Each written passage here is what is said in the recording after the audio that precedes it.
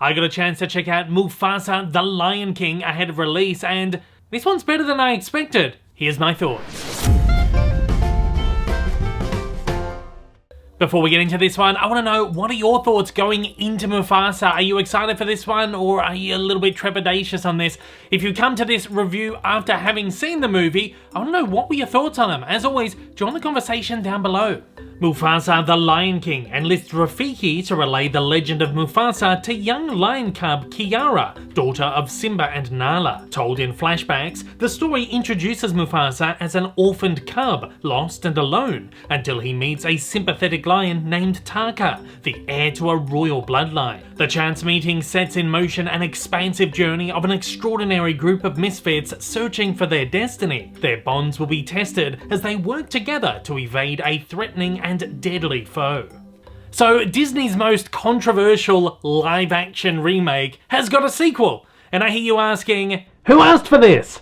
Well, a whole lot of people did. Box office receipts don't lie. The first Lion King remake, 2019's The Lion King, was a juggernaut. It made a near $2 billion at the box office, $1.6 billion globally. It was at the time the highest grossing animated film of all time, only beaten just this year by Inside Out 2, and it still remains the highest grossing Disney live action remake. 2019 was an insane year for Disney, biggest year at the box office for any studio ever. They had a number of movies almost make $2 billion, Avengers Endgame almost made $3 billion, and The Lion King was no exception. The general audience really seemed to love it. You don't make a near $2 billion at the box office if people aren't going back for repeat viewings. That's just simply how it works.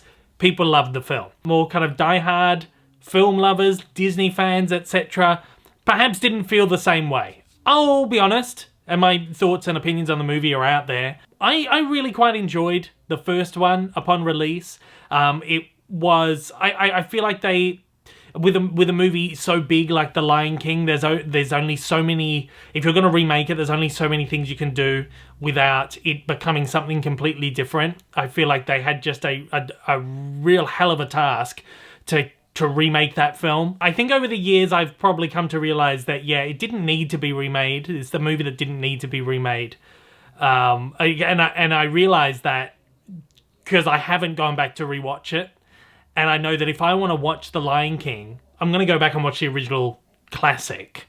But we've got a sequel here, and look, I didn't know what to think going into this. I had really no expectations, and I feel like this movie is certainly not going to do anywhere near the box office numbers of the 2019 film. Not only is the cinema landscape changed, I just don't feel like there's a huge hype behind this. And from the top of this, yeah, I was actually pleasantly surprised by this.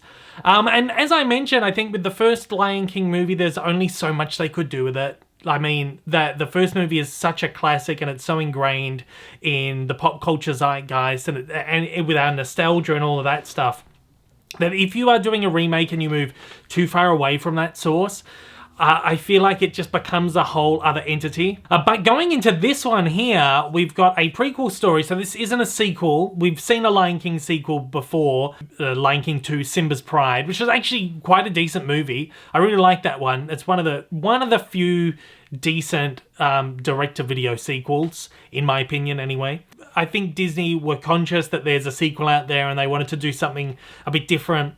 And they've chosen the prequel route. And this kind of opens up a whole lot of possibilities where they can move in different directions and do a lot of stuff that they perhaps couldn't do with the 2019 remake. And so they've chosen the origin story of Mufasa, introducing other characters along the way that we know and love from the original films, and giving them sort of backstories as well, touching on a few things that we probably never would have thought about.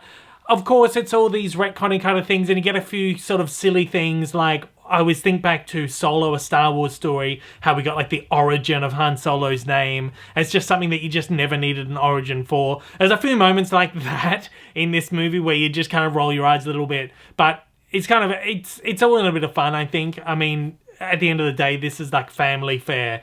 And that kind of stuff is always par for the course, I think.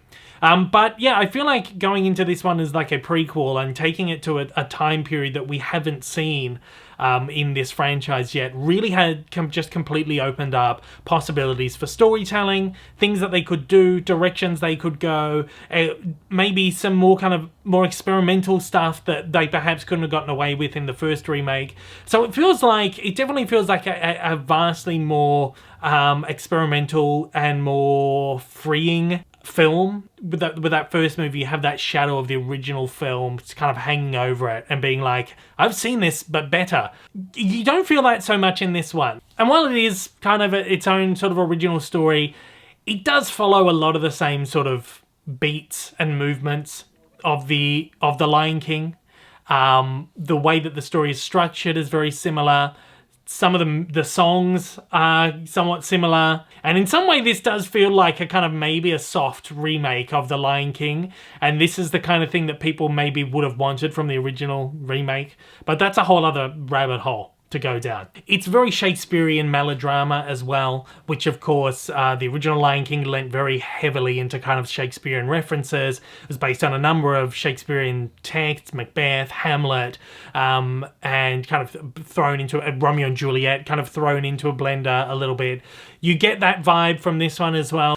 So it does feel like it has the fabric of the franchise in here, but again, it feels like they have more freedom of movement. And I kind of really appreciated that, and I think in that regard, that kind of puts this as a superior film to the original remake.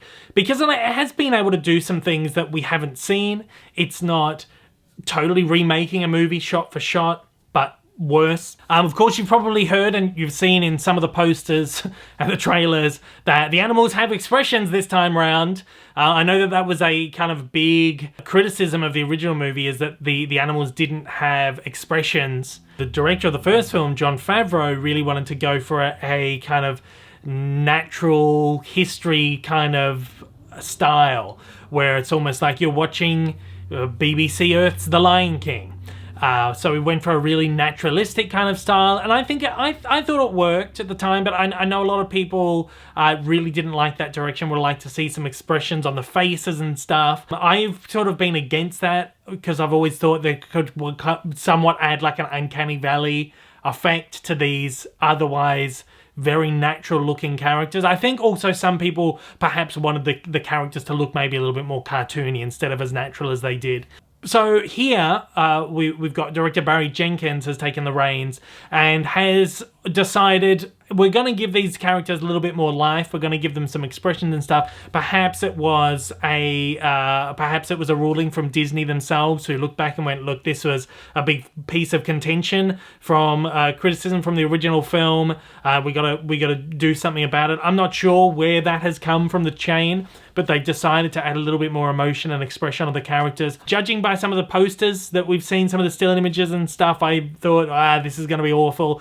But it actually works pretty well in the film itself, I will admit. It's not entirely noticeable. Maybe at first you kind of notice that some of the stuff's maybe a little bit unnatural. It does work against the grain of everything else that's being done here.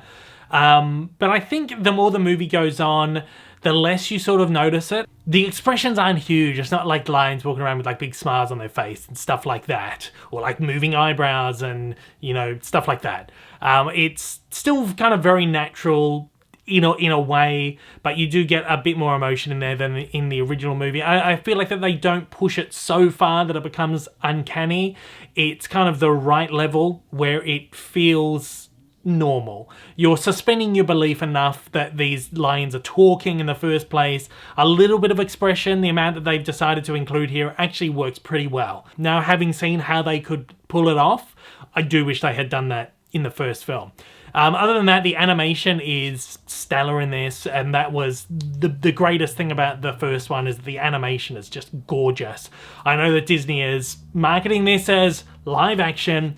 It's completely animated. I believe there's not a single shot of live action footage in this one. The first movie had one single live action shot. This one I don't believe has any live action footage, and it's It's incredible. Like, this could perhaps be the best animation that's ever been put on the screen because it just looks so real.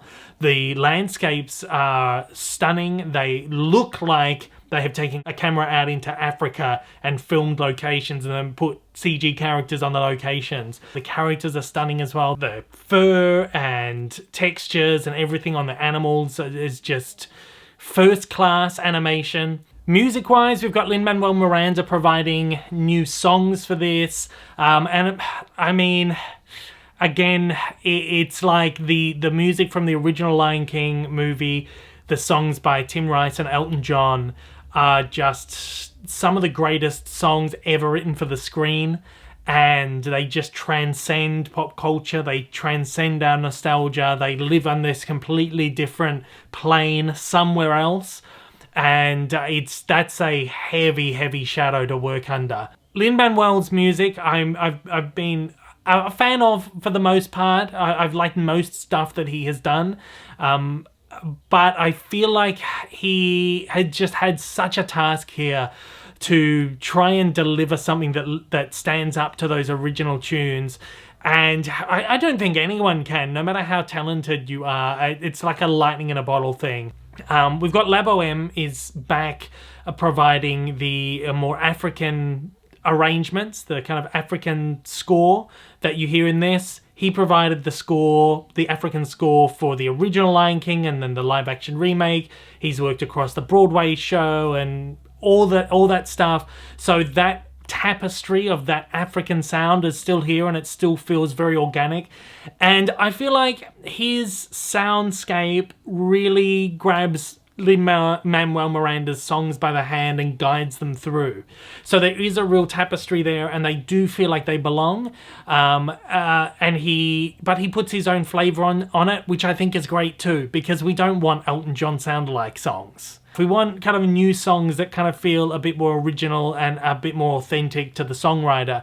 And I think Lin-Manuel Miranda has delivered on that front, but these songs are just never going to live up to the originals. When I think back to the music in this, there's not a single song that really stands out to me that I feel like is going to go on to become the next Disney classic. Whatever his intentions were with this, he's probably achieved. It's really great to hear, of course, the Labo M soundscapes coming back into this. It makes it feel like the Lion King. You know, and they do fall back on some of the Tim Rice and Elton John songs. You kind of get these refrains sort of coming through the score every now and then, which is a really nice touch. And of course, Hans Zimmer's original earth-shattering score comes through every now and then as well. Some of the more recognizable refrains from that score are utilized throughout the movie just beautifully.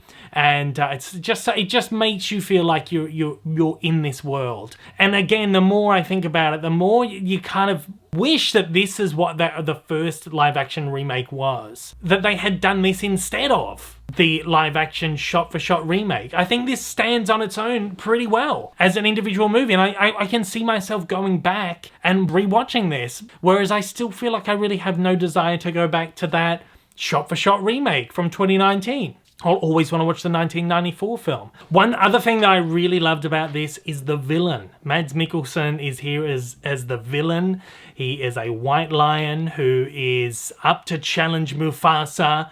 And man, this could be the best Disney villain we have had in a long time. There's shades of Scar in this character. It's very much like Scar 2.0. This is this movie's Scar. But he's frightening. He's legitimately frightening. It's a scary character, and I can imagine young kids being quite scared by this character. The Lion King, very first movie I ever saw in theaters. I would have been about 3 years old.